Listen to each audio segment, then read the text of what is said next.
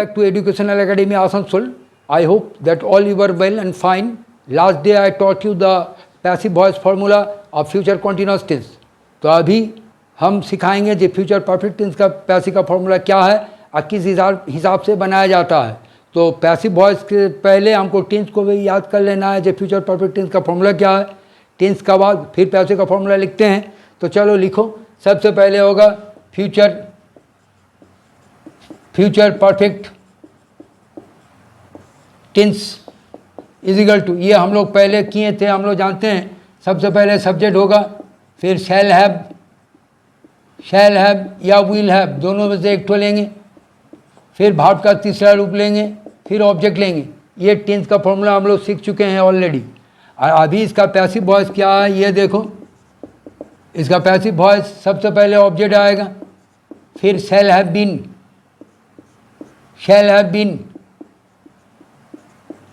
Been oblique will have been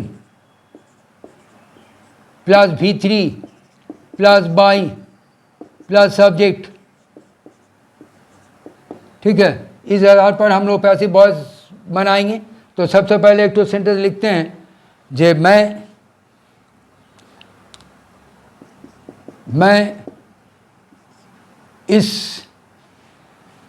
इस किताब को, मैं इस बुक को खरीद लूँगा।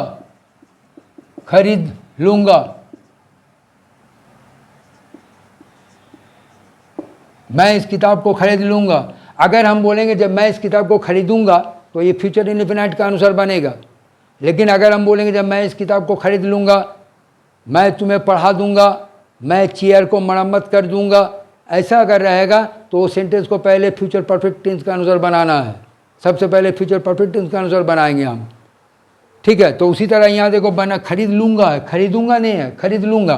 तो सबसे पहले मैं खरीद लूँगा ये पहले होगा। सेंटेंस का अंत में लेगा, लेगी, देगा, देगी ऐसा रहेगा। जैसे मैं एक गीत गाऊँगा और मैं एक गीत गा लूँगा। अगर ऐसा बोलेंगे तो गाऊँगा फ्यूचर इंडेफिनाइट, गा लूँगा अगर बोलेंगे, या वो एक गीत गा लेगी तब होगा फ्यूचर परफेक्ट टेंस का अनुसार बनाएंगे। तो यहाँ सबसे पहले खरीद लूँगा है, तो सबसे पहले मैं का टेंस का आधार पर सबसे पहले होगा आई का बाद आई फर्स्ट पर्सन है इसलिए शैल हैव होगा, आई शैल हैव। अब खरीदने का तीसरा रूप होगा, खरीदने का इंग्लिश बाई एक ठो है, बाई बॉट ये एक ठो है। अब परचेज PURCHASE, परचेज का माने भी खरीदना है, बीच में डी लास्ट में डी। तो मैं इस किताब को खरीद लूँगा, मैं इस बुक को खरीद लूँगा, आई शैल हैव। और खरीदने का तीसरा रूप ले लेते हैं purchased, I shall have purchased, यानी मैं खरीद लूँगा। क्या खरीद लेंगे ना इस किताब को, ऑब्जेक्ट के जगह में होगा दिस बुक। ठीक है, ये एक्टिव हुआ। अब पैसिव करेंगे तो दिस बुक को इस जगह में लाएंगे हम। तो सबसे पहले होगा दिस बुक। अब दिस बुक थर्ड पर्सन है इसीलिए विल हैव बीन पूरा आ जाएगा, this book will have been. फिर भाव का तीसरा रूप है भाव 3 यानी purchased, this book will have been purchased by, यहाँ मैं था तो बाई मी हो जाएगा, ये हुआ पैसिव। हिंदी होगा जो इस किताब को, इस बुक को खरीद लिया जाएगा, इस किताब को खरीद लिया जाएगा मेरे द्वारा। ये हुआ पैसिव का हिंदी। अगर इसको करेंगे जो क्या इस किताब को खरीद लिया जाएगा मेरे द्वारा, तो यहाँ से विल आगे आ जाएगा, बाकी हूबहू बैठा देंगे, यानी इंग्लिश होगा will this book have been purchased by me करके क्वेश्चन मार्क। यहाँ खाली हिंदी यही रहेगा, खाली क्या करके जोड़ देंगे, जे क्या इस किताब को खरीद लिया जाएगा मेरे द्वारा। और अगर नेगेटिव करेंगे हम, जो इस किताब को नहीं खरीद लिया जाएगा मेरे द्वारा, तो इंग्लिश होगा इस जगह में नोट होगा। तो this book will not not आ गया देखो। अब have been purchased by me, Hindi होगा जे इस किताब को, इस बुक को नहीं खरीद लिया जाएगा मेरे द्वारा। ठीक है, यहाँ हिंदी देखो, इंग्लिश है जे this book will not have been purchased by me, Hindi होगा जे इस बुक को, इस किताब को नहीं खरीद लिया जाएगा मेरे द्वारा। ठीक है, और एक तो सेंटेंस दे रहे हैं देखो,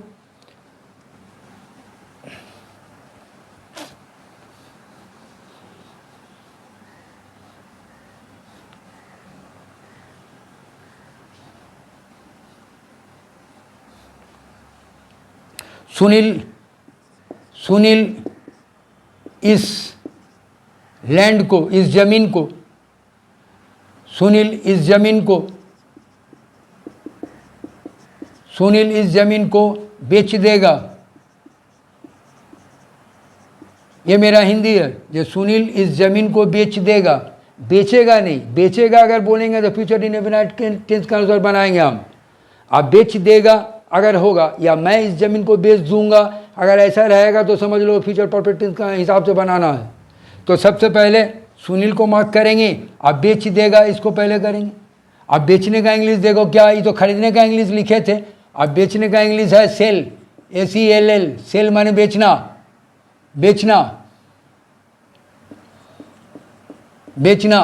बीच में सोल्ड, SOLD, लास्ट में सोल्ड, SOLD, और एक तो सेल है SALE, इसका माने सिर्फ बिक्री है, ये है बिक्री, ये नाउन है, और जो नाउन होगा उसका दूसरा तीसरा रूप नहीं होगा। देखो दुकान में लिखता है ना फॉर सेल या नॉट फॉर सेल, सब में स्पेलिंग है SALE, यानी सिर्फ नाउन में आ रहा वो अलग।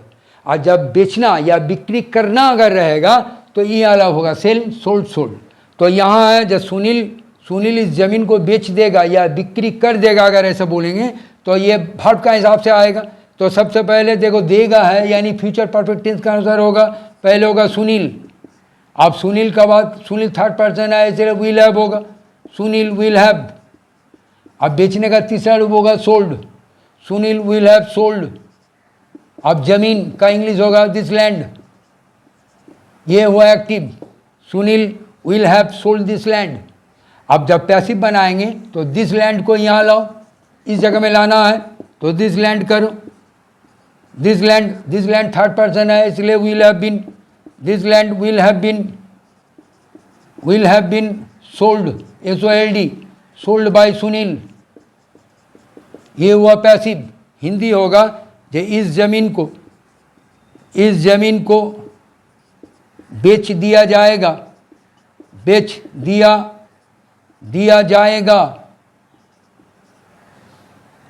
जाएगा, इस ज़मीन को बेच दिया जाएगा सुनील के द्वारा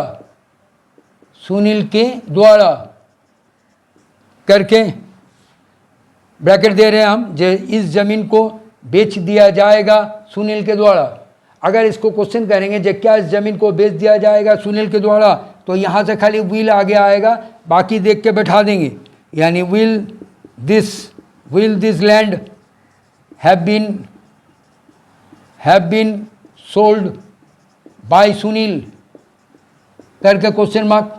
हिंदी यही होगा, इस क्या जोड़ देंगे खाली, ये क्या इस ज़मीन को बेच दिया जाएगा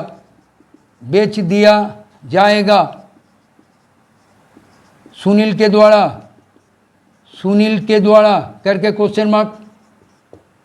और नेगेटिव अगर करेंगे जो इस ज़मीन को नहीं बेच दिया जाएगा सुनील के द्वारा, तो इस जगह में नॉट होगा विल का बाद, यानी इंग्लिश होगा this land will not have been sold by Sunil.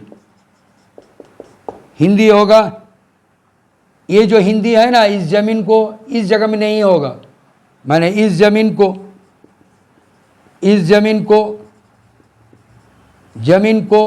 नहीं, इधर को नहीं आ रहा, इस ज़मीन को नहीं बेच दिया जाएगा